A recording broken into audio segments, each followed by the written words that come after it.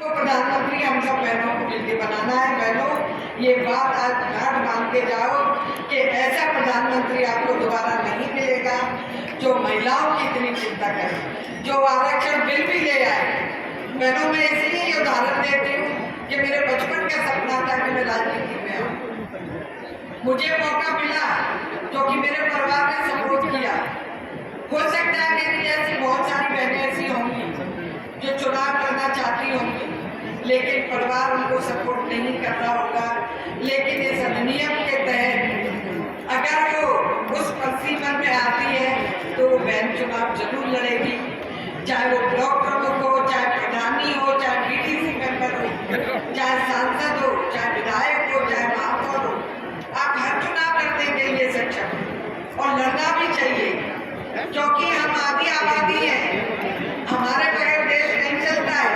आप इससे अंदाजा लगाओ कि हमारा परिवार, हमारा घर भी हमारे बगैर नहीं चलता। अगर एक दिन हम लोग बीमार हो जाएं तो घर में मुश्किल खड़ी हो जाती है कि आज भोजन कैसे बनेगा, आज बच्चे स्कूल कैसे जाएंगे।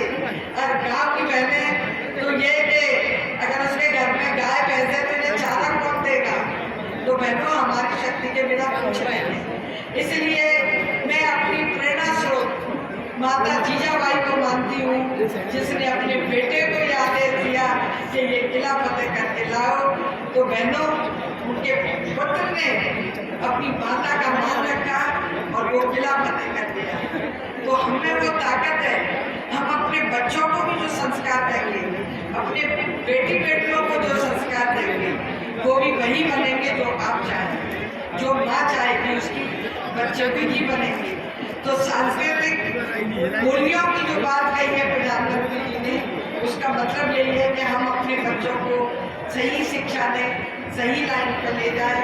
और बहनों, एक बात अभी और कही सांसद जी ने कि आप जो काम करती हैं, आपने जो डेयरियाँ चलाई, उसका जो 119 करोड़ रुपए का जो फायदा हुआ, वो भी उन सब बहनों को प्रधानमंत्री जी ने उन्हीं के खाते में भेज दिया कि बहनों ने मेहनत की है और ये उन्हें मिलना चाहिए। तो बहनों, आप इससे अंदाज लगा सकती हैं कि वो हर बहन के लिए कितना चिंतित रहते हैं। अगर उनके मन में ये पीड़ा नहीं होती तो वो शुरू में शौचालय क्यों बनवाते। बहुत लोगों ने कहा, अरे देखो प्रधानमंत्री शौचालय बनवाना है, लेकिन वो जो तंज कस रहे थे इस तरह का, अन्य पार्टी के नेता, उन्हें नहीं मालूम था कि गरीब की बेटी शौच के लिए जब जाती है तो वो इंतजार करती है कि कब अंधेरा हो और कब वो शौच हो जाए। इसी तरह उन्होंने उसका नाम इज्जत कर दिया कि हमारी बहन बेटियों की इज्जत भी बरकरार रहे। इसी तरह